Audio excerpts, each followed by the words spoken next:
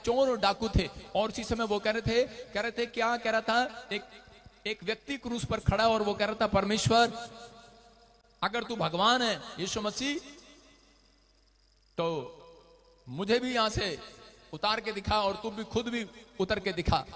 और दूसरा क्या कह रहा था, प्रभु मैंने बहुत सारे पाप किए हैं, मैं जानता हूं आप परमेश्वर हैं, आप जब भी स्वर्ग जाएं मेरे ऊपर दया करना। यीशु मसीह ने कहा तेरे ऊपर तेरी प्रार्थना का तरीका सही है, आज ही रात कह रहा तू मेरे साथ स्वर्ग लोक में होगा यीशु मसीह के नाम में।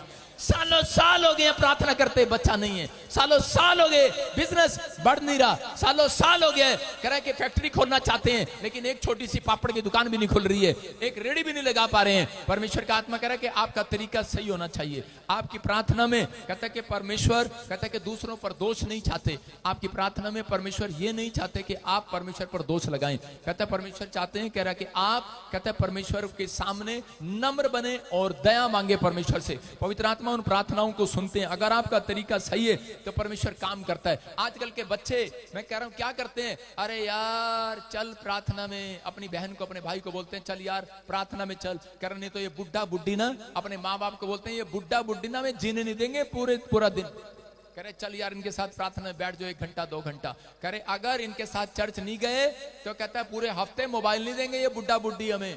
कह रहे कि खेलने के लिए, कहते इसलिए चल जा 2 घंटे बैठ जा जाके। इसलिए बच्चे ना यहाँ पर 2 घंटे के लिए बैठे हैं, पूरे हफ्ता मोबाइल मिलेगा।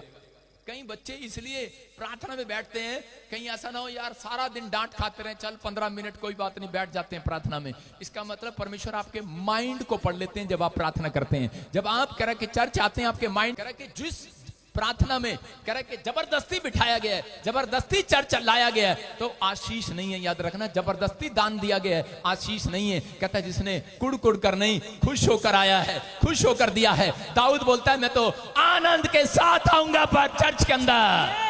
कह रहा परमेश्वर तेरे भवन में आनंद के साथ आऊंगा। कह रहा कि इसलिए परमेश्वर चाहते हैं, कह रहा कि उस व्यक्ति को परमेश्वर ने चुना। दाऊद को क्यों राजा होने के लिए चुना? क्योंकि उसके अंदर परमेश्वर के घर आने के लिए आनंद था। इसलिए पवित्र आत्मा ऐसे व्यक्ति को, कोई बड़ा आदमी आज रात चुनना चाहते हैं जो अपनी मर्जी से आना चाहता है, आनंद के साथ आना चाहता है। जबरदस्ती नहीं आया चर्च के अंदर। मैं कह रहा हूं जबरदस्ती दान नहीं दे रहा कि हाथ उठाओ, पादरी लोग बोलते हैं हाथ उठाओ, कौन कृषि से बीज बोएगा, हाथ उठाओ। और पत्नी कहेगी उठा लेना, सारे उठा ले, तू भी उठा लेना। और पति करेगा ऐसे उठेगा हाथ,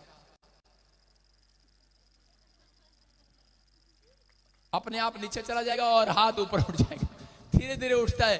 मैं कह रहा हूं इसका मतलब आपकी जनानी ने उठाया है। आप चाहे 10 लाख भी दे दो भाई साहब तब भी 10 करोड़ नहीं आने वाला। लेकिन अगर आपने खुशी से उठाया ऐसे करके, मैं कह रहा हूं परमेश्वर आज रात मैं कह रहा हूं करोड़ों रुपए का मालिक बनाने वाला चर्च